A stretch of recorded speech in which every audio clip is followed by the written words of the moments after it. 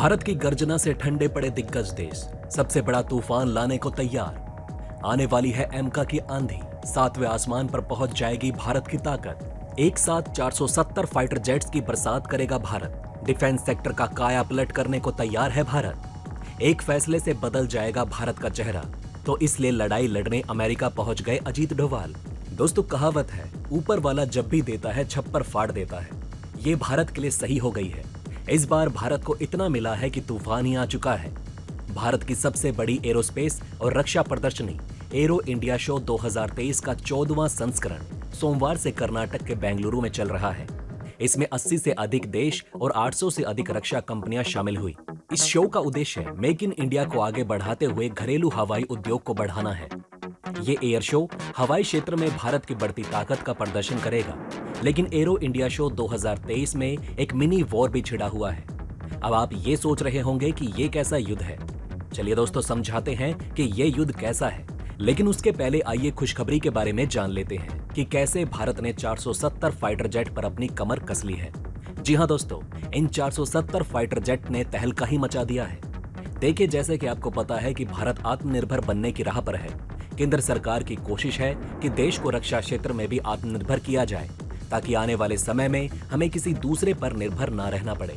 इसी कड़ी में भारत ने 470 फाइटर जेट तैयार करने की योजना बनाई, जिसकी पहली सीरीज फरवरी 2024 तक लॉन्च की जा सकती है। पहली सीरीज में लाइट कॉम्बैक्ट एयरक्राफ्ट तेजस मार्क 1A और मार्क 2 शामिल होंगे, जिसे अगले साल फरवरी में लॉन्च किया जा सकता है।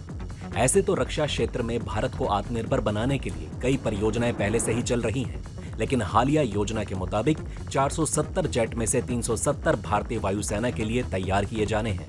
वहीं 100 ट्विन इंजन वाले जेट नौसेना के लिए भी बनाए जाएंगे।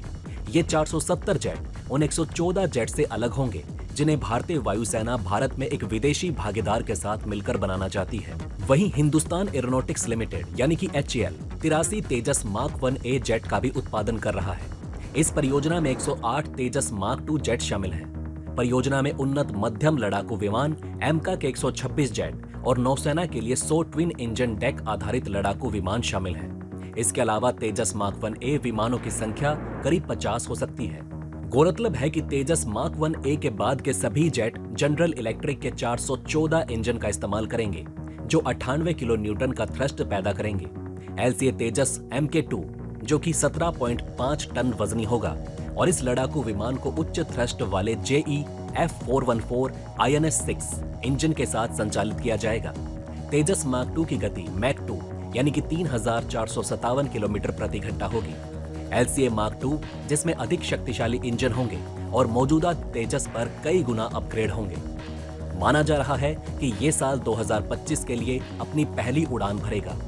आपको बता दें, इसका स्वदेशी संचालन रक्षा अनुसंधान विकास संगठन DRDO की एक प्रयोगशाला एरोनॉटिक्स डेवलपमेंट एजेंसी ADA द्वारा किया जा रहा है। इसी के तहत 126 एमका और एयरक्राफ्ट के निर्माण भी किए जाने हैं। एमका 5th जनरेशन का एयरक्राफ्ट है, जिसका इस्तेमाल जरूरत के हिसाब से नेवी और वायुसेना दोनों करेंगे। इनके अलावा HAL और DRDO मिलकर नेवी के लिए भी LCA यानी कि लाइट कॉम्बैक्ट एयरक्राफ्ट का निर्माण करेंगे, जहां भारत अपनी आर्म फोर्स के लिए ये जंगी विमान बना रही है।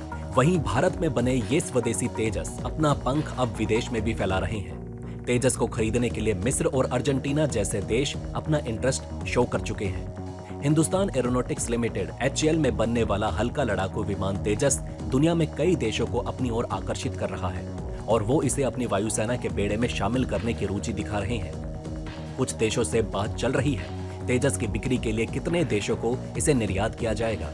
बात कहां तक पहुंची है, ये सारी जानकारी एरो इंडिया के शो के दौरान पत्रकारों से साझा की गई। स्वदेशी लाइट कॉम्बैक्ट एयरक्राफ्ट तेजस की बिक्री के लिए HAL की कम से कम 4 देशों से बात चल रही है, लेकिन मलेशिया के साथ करार होने में कंपनी को कठिनाई आ रही है। बताया गया है कि मलेशिया ने करीब 16 विमानों के ऑर्डर के लिए तेजस लाइट फाइटर जेट को शॉर्टलिस्ट किया है, और अर्जेंटीना, मिस्र और बोत्सवाना ने भी रुचि दिखाई है।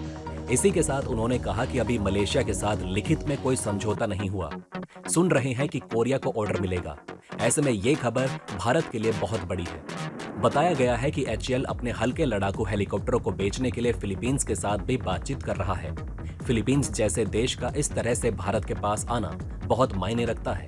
हिंदुस्तान टाइम्स ने लिखा है कि भारत के मिस्र और अर्जेंटीना के साथ तेजस को बेचने के लिए बातचीत हो रही है। मिस्र ने 20 विमानों की जरूरत का अनुमान लगाया, जबकि अर्जेंटीना को 15 नए फाइटर जेट की जरूरत है।